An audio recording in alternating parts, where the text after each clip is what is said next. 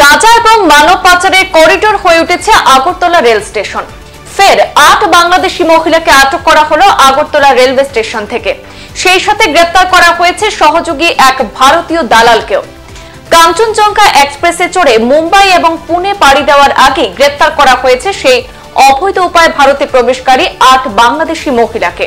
শনিবার দুপুরে আগরতলা রেল স্টেশনের জিআরপি থানার ওসি তপন দাস সংবাদ মাধ্যমকে ঘটনার বিস্তারিত তুলে ধরেন। তিনি জানান, শনিবার সকালে কাঞ্চনজঙ্ঘা এক্সপ্রেসে চড়ে বাংলাদেশি মহিলারা কাজের উদ্দেশ্যে পুনে এবং মুম্বাই যাচ্ছিল। গোপন সংবাদের ভিত্তিতে সেই খবর পেয়ে জিআরপিএফ, আরপিএফ এবং আইবি আধিকারিকরা গোটা রেল স্টেশন জুড়ে তল্লাশি চালান। সকাল ৮টায় কাঞ্চনজঙ্ঘা এক্সপ্রেস ট্রেনটি ছাড়ার কথা ছিল। পুলিশ লক্ষ্য করে ঠিক 7:30 নাগাদ কিছু সন্দেহভাজন মহিলা একজন পুরুষের সাথে রেল স্টেশনের প্রধান গেট পেরিয়ে তড়িঘড়ি প্ল্যাটফর্মে প্রবেশ করছে। তাদের সাথে সাথে আটক করে জোর জিজ্ঞাসাবাদ চালানো হয়। জিজ্ঞাসাবাদে একসময় তারা জানায়, কুমিল্লা বর্ডার হয়ে অবৈধভাবে তারা আগরতলায় প্রবেশ করেছে। তাদের উদ্দেশ্য কাঞ্চনজঙ্ঘা এক্সপ্রেসে করে মুম্বাই এবং পুনে যাওয়ার উদ্দেশ্য ছিল। কাজ করার লক্ষ্যেই তারা মুম্বাই এবং পুনে যাচ্ছিল। অবৈধভাবে অনুপ্রবেশকারী ৮ বাংলাদেশি মহিলার সাথে তাদের এক সহযোগী ভারতীয় নাগরিককেও গ্রেপ্তার করা হয়েছে। ধৃত ভারতীয় নাগরিকের নাম সেন্টু কুমার দেব। এদিন জিআরপিএফ থানার পুলিশ আধিকারিক তাপস দাস আরো জানান, ধৃতদের বিরুদ্ধে ফরেনার অ্যাক্ট এবং আইপিসি ধারায় মামলা গ্রহণ করা হয়েছে। শনিবারই তাদেরকে পুলিশ রিমান্ডে চেয়ে আদালতে তোলা হয় এবং ঘটনার তদন্ত শুরু করেছে পুলিশ। হ্যাঁ, অ্যাকচুয়ালি আজকে আমাদের কাছে একটা গোপন সংবাদ ছিল যে আমাদের যে প্রত্যেক দিনের ট্রেন, আজকেও একটা ট্রেন ছিল দূরপাল্লার ট্রেন, যেটা কাঞ্চনজঙ্ঘা এক্সপ্রেস।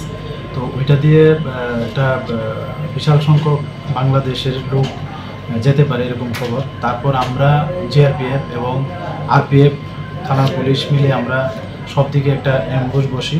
তো যদিও ট্রেনটার টাইম ছিল 8টা নাগাদ, তো আমরা যখন প্রায় 7:30 মানে 7:30 পার হচ্ছে এমন সময় দেখলাম কিছু বয়সের মহিলা এবং ছেলেরা ওই দিকে আসছে, প্ল্যাটফর্মের মেন গেট হয়ে প্ল্যাটফর্মের দিকে আসছে এবং তার মুভমেন্ট খুব সাসপেক্টেড ছিল। তারপর আমরা যথারীতি তাদেরকে ডিটেন করি।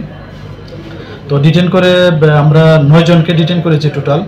তো এর মধ্যে 8 জনই বাংলাদেশের বাড়ি এবং একজন আমাদের ইন্ডিয়ান। তো তাদেরকে প্রিলিমিনারি জিজ্ঞাসা করে জানতে পারি যে তারা ওই ট্রেনে করে যেতে চেয়েছিল, কেউ মুম্বাই, কেউ পুনেতে, শিয়ালদহ হয়ে যাবে আর কি। তো তারা কেউ বলেছে যে তারা ওই কুমিল্লা বর্ডার দিয়ে এসেছে এরকম, কিন্তু এখনও তাদের জিজ্ঞাসাবাদ চলছে।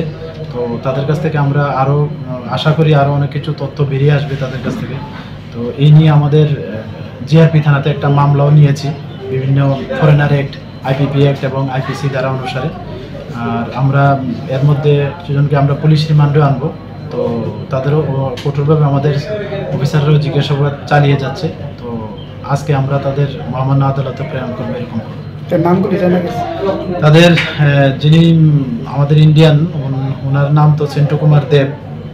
বাংলাদেশে যারা আছে তারা একজন আছেন তানিয়া হাসান শেখ, সাথী খাতুন, সুমি শেখ, রূপা শেখ, রেজওয়ান শেখ, বিউটি খাতুন, সুপ্রিয়া শেখ, মাজেদা বিশ্বাস, পিঙ্কি, তাদের নাম এরকম আর কি, এরকম বলেছে আর কি। কিসের সূত্রে হয়েছিল তারা?